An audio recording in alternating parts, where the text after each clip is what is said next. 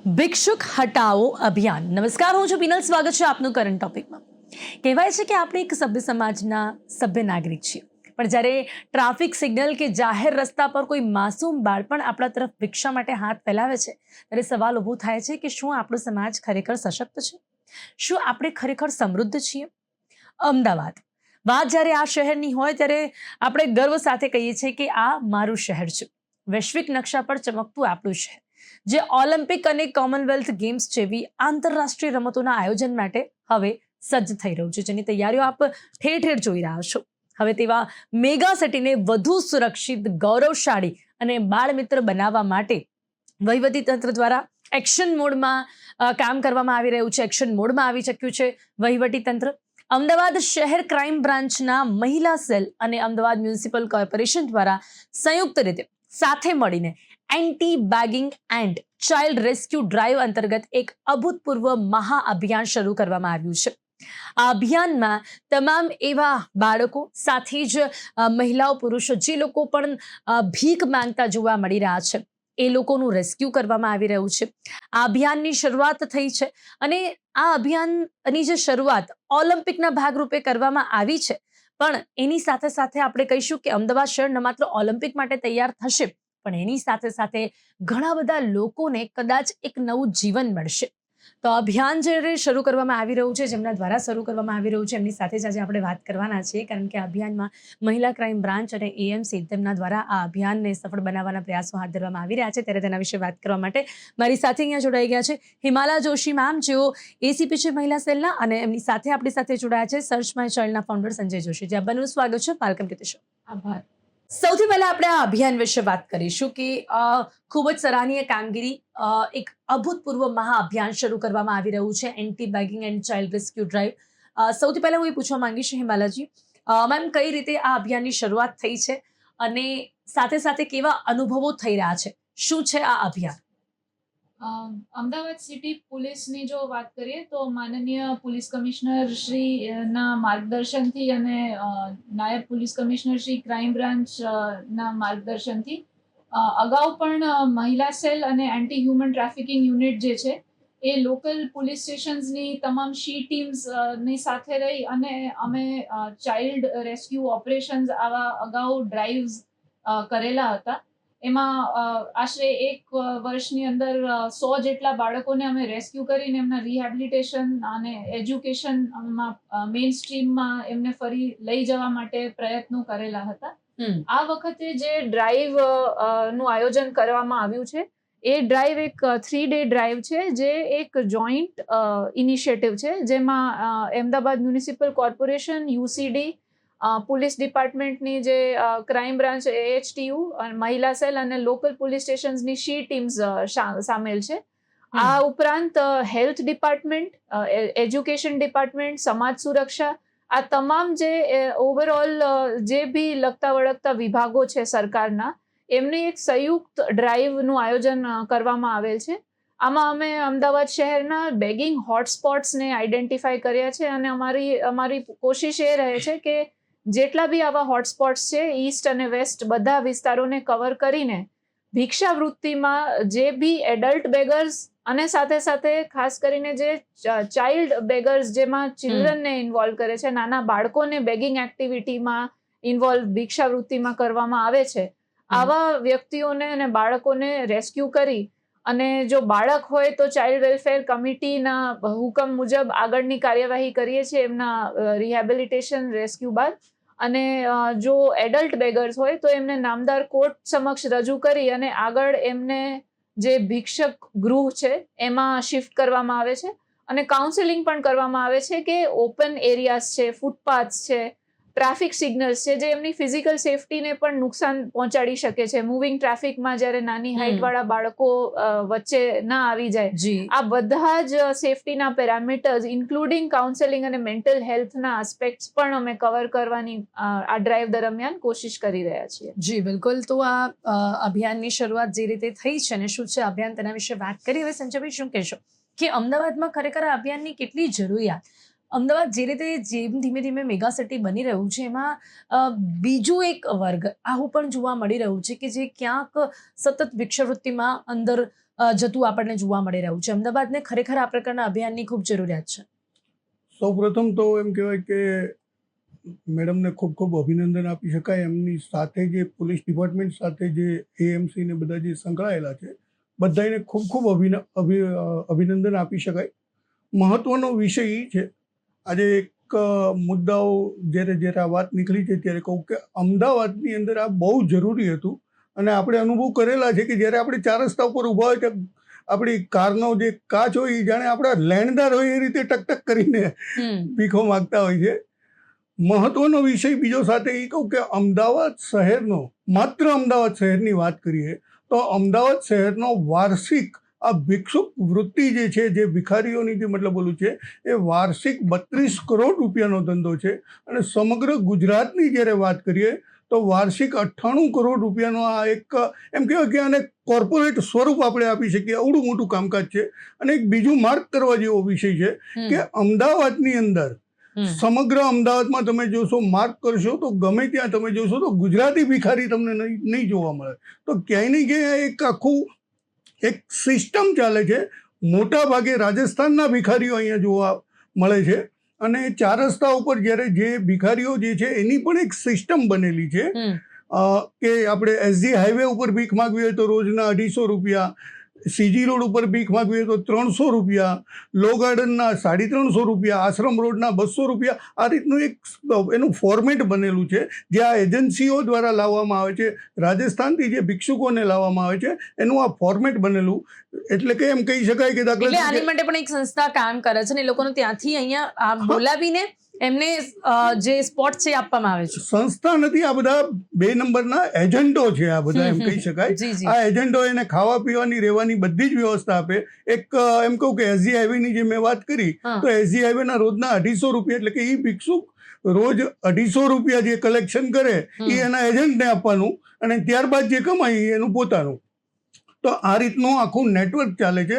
અને અભિનંદન સાથે એમ પણ કહી શકું કે 8 થી 9 મહિના પહેલાં અમદાવાદ ક્રાઇમ બ્રાન્ચે આવા 3 થી 4 એજન્ટોને રેસ્ક્યુ કર્યા હતા, પકડ્યા હતા એને, અને એની ઉપર કાર્યવાહી પણ કરી. અને ફરીવાર એમ કહી શકાય કે આ જે અભિયાન ચલાવ્યું ખરેખર સારું છે.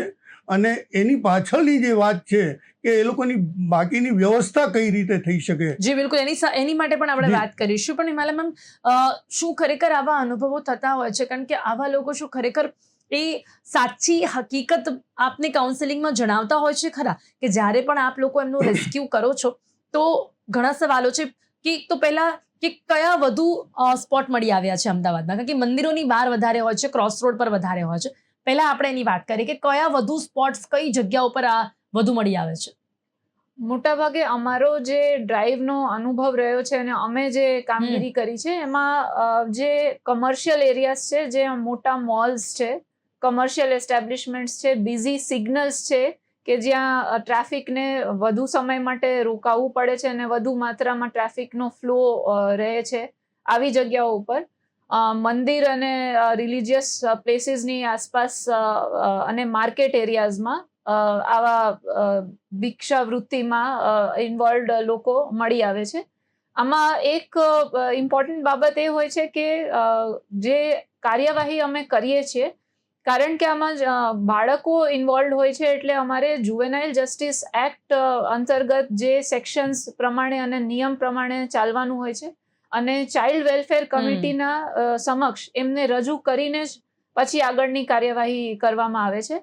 અમે જે કેસીસ કરીએ છીએ એમાં ઇવન અગર એવું અમને જાણવા મળે તપાસમાં કે એ બાળક છે એમના પેરેન્ટ્સ સાથે છે, માણસ એવું ક્લેમ કરે છે કે આ મારું જ બાળક છે, તો એ ફેસ વેલ્યુ ઉપર અમે માની નથી લેતા. અમે તમામ ડોક્યુમેન્ટ્સનું ડિટેલ્ડ એક્ઝામિનેશન કરીએ છીએ, વેરીફાઈ કરીએ છીએ. અને ઇવન અગર એ મા બાપ પર જ મળી આવે કે જે બાળકને ભિક્ષાવૃત્તિમાં ઇન્વોલ્વ કરે છે તો બાળકના પેરેન્ટ્સ વિરુદ્ધ અમે જુવેનાઇલ જસ્ટિસ એક્ટ અંતર્ગત ગુના પણ દાખલ કરેલા છે. પણ મેમ, મને એક સવાલ એવું પણ પૂછવું છે કે જો એમાં એવું જાણવા મળતું હોય કે ચોક્કસથી આપની કામગીરી હોય, પ્રોફેશનલ કામ કરવું પડે, પણ જો એમાં એવું જાણવા મળતું હોય કે ખરેખર એ લોકો મજબૂર છે, તો આવા કેસીસમાં એક મહિલા તરીકે આપ શું રિસ્પોન્ડ કરતા હોવ છો? મોટા ભાગે બેકગ્રાઉન્ડ આ લોકોનો અમારો જે ડ્રાઈવ્સ દરમિયાન અને જે કેસીસ કરે એમાં એવો એક્સપિરિયન્સ રહ્યો છે કે અમદાવાદ સિટી એ એક હબ છે, ફાઇનાન્શિયલ કેપિટલ છે ગુજરાતનું, અને આજુબાજુના ઘણા ગ્રામ્ય વિસ્તારો છે, બીજા જે ડિસ્ટ્રિક્ટ્સ છે અને નેબરિંગ સ્ટેટ્સ છે જેમ કે રાજસ્થાન, આવા જે ભિક્ષાવૃત્તિમાં જે ઇન્વોલ્વ હોય છે એડલ્ટ્સ અને બાળકો, એ મોટા ભાગે બહારના ડિસ્ટ્રિક્ટ્સના ગ્રામ્ય વિસ્તારમાંથી આવેલા હોય છે અથવા તો બીજા સ્ટેટમાંથી આવેલા હોય છે. એટલે આમાં એમનું કાઉન્સેલિંગ કરવામાં આવે છે કે જે હિસાબે આપ અહીંયા રહો છો એ બાળક માટે સેફ નથી, એમના સ્વાસ્થ્ય માટે સેફ નથી, અને ઓલ્ટરનેટિવ એમને સ્કિલ ડેવલપમેન્ટ અથવા તો બીજા કોઈ આર્થિક પ્રવૃત્તિમાં એ તરફ વળે એ પ્રમાણેનું પણ કાઉન્સેલિંગ કરવામાં આવે છે. એએમસી અને અન્ય વિભાગો દ્વારા રેન બસેરા અને આવી જે બધી ભિક્ષુક ગૃહ છે જે અમે નામદાર કોર્ટ સમક્ષ રજૂ કરીને જો ભિક્ષુક ગૃહમાં એમને મૂકવાનો ઓર્ડર કરે તો એ પ્રમાણે પણ એમનું કાઉન્સેલિંગ કરવામાં આવે છે કે સેફટીની દ્રષ્ટિએ પણ એ વ્યવસ્થિત નથી કે કોઈ પણ આ એન્વાયરમેન્ટમાં ભલે એ લોકો ગરીબી ફેસ કરી રહ્યા હોય પણ એમની એ પ્રોબ્લેમ પણ જેમ કે આ ડ્રાઈવમાં પણ અમે મેન્ટલ હેલ્થ નો પણ કવર કરવા માટે કાઉન્સેલર્સ પણ રાખ્યા છે.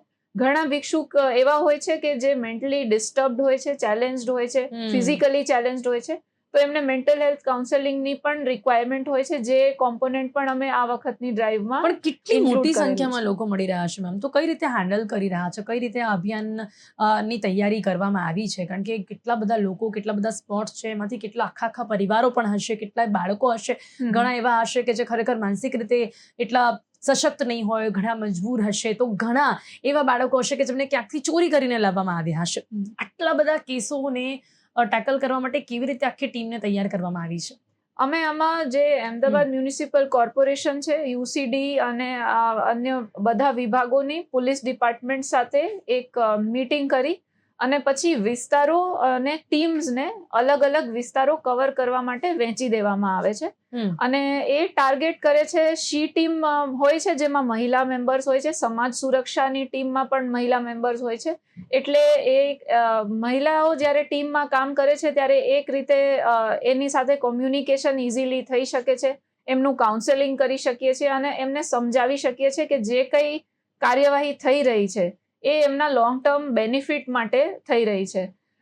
બાળકોને જ્યારે રેસ્ક્યુ કરીને રિહેબિલિટેશનની જ્યારે આપણે ચર્ચા કરીએ તો અમે એજ્યુકેશન ડિપાર્ટમેન્ટ સાથે કોલેબરેટ કરીને એમને એમનું એજ્યુકેશન, જો અગર ડ્રોપ આઉટ કરી ગયા હોય તો એમનું એજ્યુકેશન એમના વિસ્તારની સ્કૂલમાં એમને મૂકીને એજ્યુકેશન કન્ટિન્યુ કર્યું છે.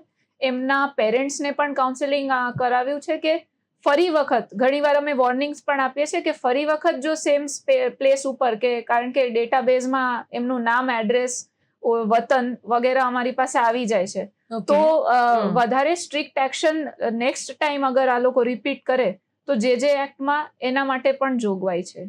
ઓકે, એટલે આખી જે ટીમ છે એ લોકોને પણ ખૂબ સરસ રીતે ટ્રેનિંગ આપવામાં આવી છે કે કેવી રીતે આ અભિયાન આગળ વધારવાનું છે. હવે સંજયભાઈ, ખાસ આ બાળ ભિક્ષાવૃત્તિ વિશે શું કહેશો આપ, કે જે રીતે આપણા સમગ્ર ગુજરાતમાં તે વધતી જોવા મળી રહી છે? અત્યારે જે રેસ્ક્યુ પણ કરવામાં આવી રહ્યા છે, જેટલા પણ લોકોને, એમાંથી કેટલા બાળકો મળી આવી રહ્યા હશે, એમાંથી કેટલા એવા બાળકો હશે કે જે ખરેખર ક્યાંકથી ઉઠાવી લેવામાં આવ્યા હશે, જેમ કે તપાસ થઈ રહી છે કે ખરેખર આ પેરેન્ટ્સ છે કે નહીં, કેટલા કેસીસ એવા હશે?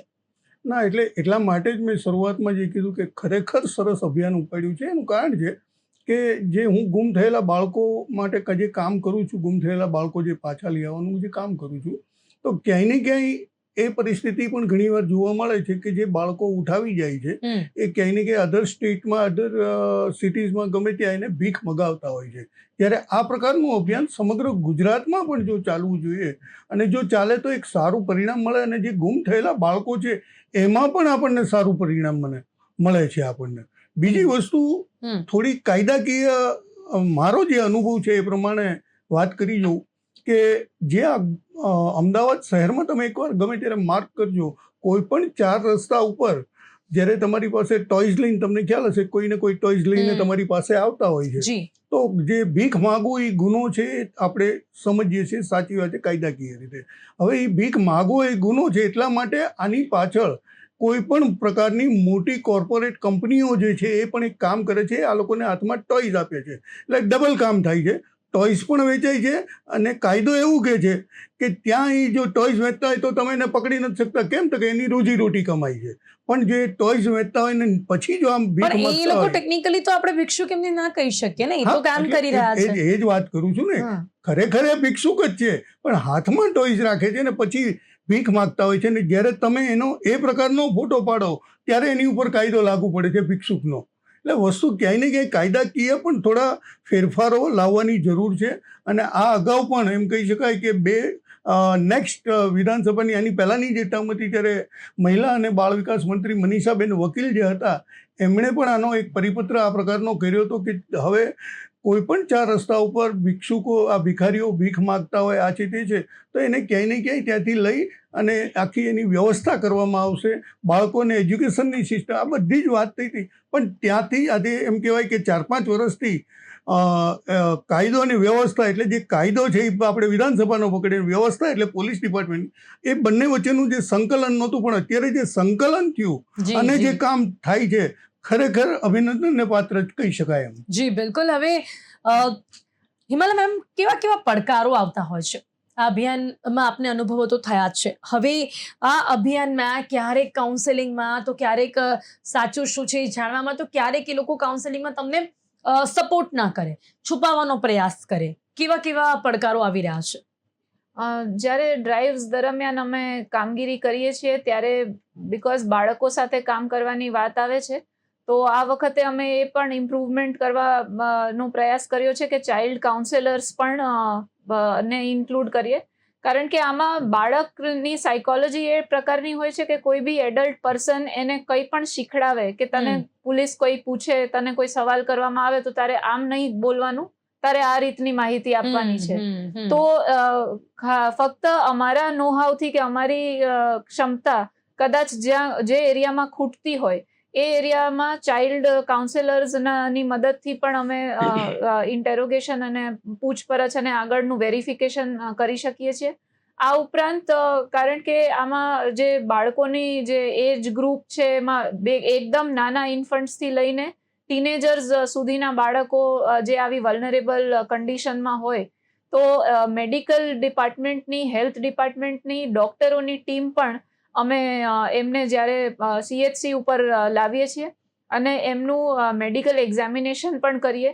કોઈ વેરિફિકેશન દરમિયાન જો એવું જાણવા મળે કે શંકા જાય કે કોઈ સેક્સ્યુઅલ એક્સપ્લોઇટેશન કે અન્ય પ્રકારનું કોઈ વાયલન્સ ના ભોગ બનેલા સામાન્ય જોવાથી જ કોઈ ચિહ્નો મળે અથવા તો પૂછપરછથી કઈ જાણકારી મળે, તો એ દિશામાં પણ થોડા ઊંડા ઉતરીએ અને કોઈ ઇલીગલ એક્ટિવિટી સામે આવે. ઘણીવાર એ પણ ચેલેન્જ અમે ફેસ કરતા હોય છે કે બાળકને ડ્રગ પેડલિંગ અને આવી બધી વસ્તુઓ માટે પણ, બીકોઝ બાળકને તમે કંઈ પણ શીખડાવો, કંઈ પણ સમજાવો, કોઈ પણ બોલવાનું કહેશો એ પ્રમાણે કરશે.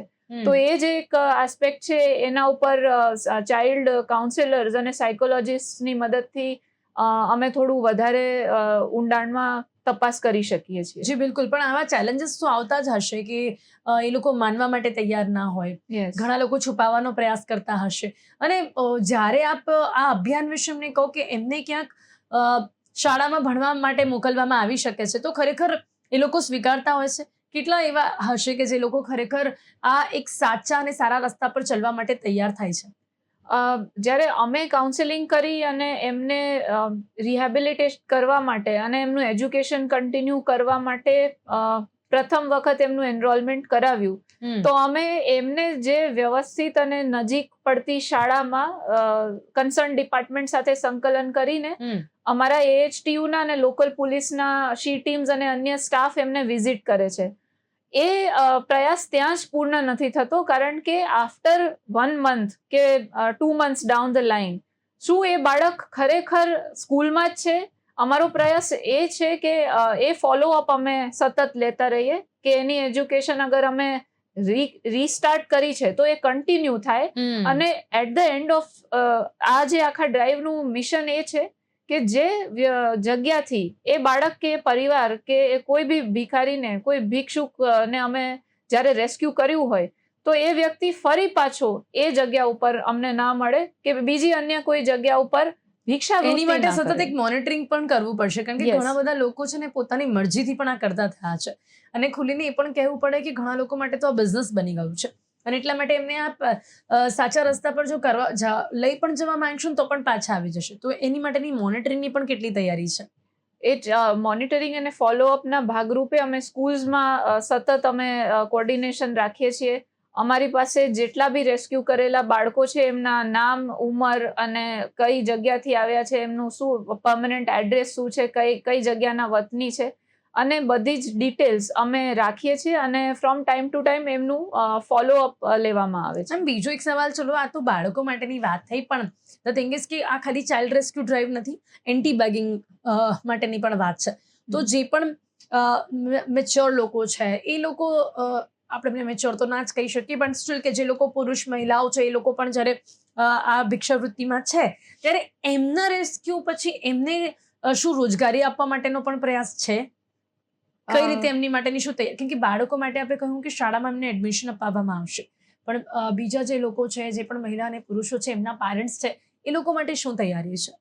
જે અલગ અલગ પ્રોજેક્ટ છે, જેમાં કેન્દ્ર સરકારનું સ્માઇલ પ્રોજેક્ટ છે, જે અંતર્ગત એમને સ્કિલ ડેવલપમેન્ટ અને અન્ય જે કંઈ એમની ઇકોનોમિક એક્ટિવિટી આગળ જઈને કરી શકે કે બીજો કોઈ બી પ્રકારના વ્યવસાયમાં જોડાઈ શકે, પોતાની સ્કિલ્સ વિકસિત કરી શકે, એ બાબતે પણ એમને કાઉન્સેલિંગ આપવામાં આવે છે. ઘણા ભિક્ષુકો એવા હોય છે જે ફિઝિકલી ડિસેબલ્ડ હોય છે કે મેન્ટલી ચેલેન્જડ હોય છે, તો એમને સપોર્ટ મળી રહે છે જે ભિક્ષુક ગૃહમાં, અને સરકાર એમની માટે જે વ્યવસ્થા કરે, કારણ કે એ લોકોનું કોઈ ફેમિલી નથી હોતું, કોઈ રિલેટિવ્સ એમનું ધ્યાન રાખવા માટે પણ નથી હોતા. પણ જે ફિઝિકલી એબલ છે, જે લોકો બીજું કોઈ સ્કિલ શીખી શકે છે કે બીજી કોઈ કામ કરી શકે છે, એ પ્રકારે એમને પણ સમજ કરવામાં આવે છે અને સ્કિલ ડેવલપમેન્ટ તરફ એમને વાળવામાં આવે છે. ઘણા બધા એવા પણ ભિક્ષુકો હોય છે કે જે નાના મોટા કામ કરતા હોય છે પણ કોઈ પ્રકારની રેગ્યુલર એમ્પ્લોયમેન્ટમાં નથી હોતા, એટલે ફ્રી ટાઈમમાં કે સ્પેર ટાઈમમાં, જેમ સાહેબે વાત કરી એ રીતે કોઈ આર્ટિકલ્સ વેચવા, કે તમે જ્યારે પાર્ક કર્યું હોય તો તમને કરવું હોય કે ના કરવું હોય, ગાડીનો કાચ સાફ કરે અને પછી એક્સપેક્ટ કરે કે આના માટે મને સામે ખરેખર બહુ જ ફોર્સફુલી એ લોકો સાફ કરતા હોય છે. આ તો કદાચ જેટલા પણ લોકો અત્યારે દર્શકો જોઈ રહ્યા છે એમને પણ ખબર છે કે ના પાડો છતાં પણ એ સાફ કરશે ને પછી જબરજસ્તી પૈસા માંગશે. આ પ્રકારનો માહોલ પણ જોવા મળે છે. તો સંજયભાઈ, હવે શું લાગે છે કે આ જે અભિયાન ખૂબ જ સરસ અભિયાન છે, સરકારની મંશા બહુ જ સારી છે, એ લોકો શરૂઆત કરી છે, પણ આટલા બધા જો ભિક્ષુકો હશે તો જ્યારે પ્રશ્ન રોજગારીનો આવશે ત્યારે આ કેટલું સફળ થશે? આટલા બધા લોકોને સ્કિલ ડેવલપમેન્ટ કરાવડાવવું, એમને કંઈક કામ આપવું, એ લોકો પાછા રસ્તે ન જાય એ માટે એમને તૈયાર કરવા, આ કેટલું ટફ લાગે છે? ટફ તો છે જ. એનું કારણ હું તમને કહું, બહુ સીધી ને સિમ્પલ વાત કરું. આપણે જજીસ બંગલો જે છે એ 4 રસ્તા ઉપર એક રવિ કરીને ભિક્ષુક છે, એના પરિવાર સાથે ભીખ માગે છે ત્યાં. હવે એ રવિને જ્યારે હું મળ્યો ત્યારે એણે આ જ વાત કરી હતી મને કે અમારી પાસે સરકાર છે કે પોલીસ તંત્ર છે, જે કંઈ છે, ડિપાર્ટમેન્ટ અમારી પાસે આવે છે, અમને ભીખ માગવા ના પડે છે અને અમે તૈયાર પણ છીએ, ચલો અમે નહીં માગીએ એમ. ત્યારબાદ અમારી રહેવાની વ્યવસ્થા શું? તો કે રેઇન બસેરામાં અમને રહેવાની વ્યવસ્થા કરે. ત્યાં મહિલા અને પુરુષની બંનેની અલગ અલગ છે. હવે એને 4 બાળકો હતા, 2 ને વાઇફ પાસે રહે છે, 2 આની પાસે રહે છે. હવે પરિસ્થિતિ ત્યાં એવી ઊભી થાય છે કે એ રેઇન બસેરામાં રાત્રે તમે જુઓ તો બધા જે આ જે પ્રકારના લોકો છે એ દારૂ પીને આવતા હોયા છે. એટલે એનું કહેવું એવું છે કે આ તો મારા છોકરાઓના સંસ્કાર બગડે છે, હું ભીખ માગું છું ને હું મારો પરિવાર ચલાવું છું તો એ વધારે સારું છે. એ પણ એક નાની એવી જગ્યામાં સંસ્કારની અપેક્ષા તો રાખે જ છે એમ. તો ક્યાંય ને ક્યાંય એ માણસના વિચારો સારા છે, એની પરિસ્થિતિ એને એ જગ્યાએ છે. હવે બીજી વસ્તુ એણે એ કીધી કે સરકાર દ્વારા મને ક્યાંય ને ક્યાંય મારો પરિવાર ચાલી શકે, ગુજરાન ચાલી શકે એ માટેની વ્યવસ્થાની વાત છે. તો મને કેટલા મારા ઓલા એફિશિયન્સી પ્રમાણે 10 કે 15 કે 20,000 મળી શકશે, તો 20,000ની અંદર મારા પરિવારનું થવાનું નથી. તો આ પરિસ્થિતિમાં એનાથી વધારે ભિક્ષાવૃત્તિમાં મળી જશે. હા, એને એ જ વાત કરું છું. એને આ પરિસ્થિતિમાં એના પરિવાર સાથે જ્યારે ભિક્ષાવૃત્તિમાં ભીખ માગતા હોય છે તો એને વધારે કલેક્શન થાય છે. તો ક્યાંય ને ક્યાંય વ્યવસ્થા જે છે એ સેટઅપ કરવી પડે આપણે વ્યવસ્થિત જી રીતે. જી જી જી હિમાલય મેમ શું કહેશો અને અંતે? સાથે સાથે એક કે- બીજી વસ્તુ કહું કે જી, આ જી, માત્ર જી. પોલીસ કે સરકારનો વિષય નથી, લોકોએ પણ જાગવું પડશે. અને આ ખરેખર બિલકુલ. પરિસ્થિતિમાં ક્યાં પરિસ્થિતિ ઊભી થાય છે કે આ યુટ્યુબ છે કે જી. ફેસબુક છે કે સોશિયલ મીડિયા છે કે વોટ્સએપ યુનિવર્સિટી, હમ. ત્યાં જ અમે જોયું તો કન્ટિન્યુ આ બધા આર્ટિકલ્સ આવતા હોય કે શુક્રવારે ભિક્ષુકોને અને ભિખારીને દાન જી બિલકુલ કરવાથી આમ બિલકુલ. થાય એટલે છે. એની માટે લોકોએ પણ જાગૃત થવાની જરૂર છે. હિમાલય મેમ શું Yeah. કહેશો અંતે? કઈ રીતે આ અભિયાનને સફળ કરશો અને સાથે સાથે સફળ થયા પછી પણ આ ચેલેન્જીસ છે કે લોકો પાછા ના આવી જાય, અને આવું એક બિઝનેસ ચલાવતા લોકો જેમને મજબૂરી નહીં પણ જેમની આદત બની ગઈ છે, શું કહેશો અંતે એમની માટે કઈ રીતે અભિયાનને સફળ કરીશું? આમાં હું એવું કહેવા માંગીશ કે જે આ અભિયાન છે એ એક કોમ્યુનિટી પોલીસિંગનું એક ખૂબ સરસ ઉદાહરણ છે. કારણ કે આમાં જે પ્રકારનું પોલીસિંગ અમે રૂટીન પોલીસિંગ કરીએ છીએ એનાથી અલગ છે. અમારે વલ્નરેબલ સેક્શન્સ છે સોસાયટીના, એ લોકો સાથે, બાળકો સાથે કામ કરવું પડે છે અને અલ્ટિમેટલી એમના હિત તરફ એમને લઈ જવા અમારા પ્રયાસો હોય છે. આમાં એક જરૂરી વાત જે હમણાં જ મેન્શન થઈ કે પબ્લિકને પણ સરકાર સાથે, પોલીસ સાથે એ રીતે સહકાર આપવો જોઈએ કે નોર્મલી જે ભિક્ષુકો છે એ આપણા ઇમોશન, જે દયા, પીટી, આ ઇમોશન્સ ને અપીલ કરતા હોય છે અને આપણને શોર્ટ ટર્મ એવું લાગે કે હું આ ભૂખ્યા છે કે હું એને પૈસા આપી દઉં કે થોડું કંઈ આપી દઉં. એટલે આપણે એ સમજવું જોઈએ કે જે બધા હ્યુમન બીંગ્સ અને ભારતના બધા સિટીઝન્સની એક ડિગ્નિટી છે, એ રીતે ડિગ્નિટી કોઈ બી ગમે એટલું ગરીબ વ્યક્તિ હોય એની ઇન્ડિવિજ્યુઅલ ડિગ્નિટીને પ્રોટેક્ટ કરીને આપણે સમજવું જોઈએ કે અગર આપણે આ ભિક્ષાવૃત્તિ માં જે ભીખ માંગે છે એને આપણે ભીખ આપીએ છીએ તો એ પ્રેક્ટિસને આપણે ઇનડાયરેક્ટલી બિલકુલ આપણે એને ક્યાંક પ્રોત્સાહન આપી રહ્યા છે. એટલે એના દરેક વ્યક્તિ પણ સમજાવવાની જરૂર છે. જો પોલીસને આપ જાણકારી આપી શકો કે આ વિસ્તારમાં વધારે માત્રામાં બાળકો ભીખ માંગે છે કે ભિક્ષાવૃત્તિનું સ્તર વધારે છે, તો પોલીસને જો આ મેસેજ મળશે તો અમે જો લોકો પણ મદદરૂપ થશે તો આ અભિયાન વધુ સફળ બની જશે. આપના આસપાસના વિસ્તારમાં પણ ક્યાંક જો આપ એવું જોઈ રહ્યા છો તો ચોક્કસથી એમને ભીખ આપવા કરતા પોલીસને સંપર્ક કરાવો, જેથી કરીને આ અભિયાન વધુ ઝડપથી સફળ થઈ શકે. ત્યારે સમય અહીંયા સમાપ્ત થાય છે. હિમાલા જોશી મેમ અને સંજયભાઈ, આપ બંને મારી સાથે ચર્ચામાં જોડાયા તે બદલ આપનો ખૂબ ખૂબ આભાર. Thank you so much. અને ફરી એક વખત હું કહીશ કે બહુ જ સરસ કામગીરી આપ લોકોના દ્વારા કરવામાં આવી રહી છે. આ સફળ થશે તેવી ચોક્કસ આશા રાખે છે. Thank you so much. આજે વાત કરી છે આપણે anti begging and child rescue drive કે જે અમદાવાદમાં શરૂ કરવામાં આવી છે, અભૂતપૂર્વ મહાઅભિયાન, અને જેમના દ્વારા કરવામાં આવી રહ્યું છે. ક્રાઇમ બ્રાન્ચના એસીપી જ્યારે આપણી સાથે અહીંયા ઉપસ્થિત રહ્યા હિમાલા જોશીજી, કે જેમણે ખાસ કરીને જણાવ્યું કે કઈ રીતે આ અભિયાનને સફળ બનાવવા માટે તૈયારીઓ કરવામાં આવી છે અને કેવા કેવા અનુભવો થઈ રહ્યા છે. ત્યારે આપ સૌને પણ કહેવા માંગીશું કે પોલીસને મદદરૂપ થવા માટે આપની આસપાસ પણ જો આપ ક્યાંય પણ એવું જોઈ રહ્યા છો કે કોઈ ભીખ માંગી રહ્યું છે તો એમને ભીખ ન આપીને પોલીસને સંપર્ક કરો, જેથી કરીને પોલીસ એ લોકોને મળીને એમનું કાઉન્સેલિંગ કરીને એમને સાચા રસ્તે વાળી શકે. તો ત્યારે આ કાર્યક્રમમાં બસ આટલું જ. ફરીથી મળીશું. રજા આપશો. નમસ્કાર.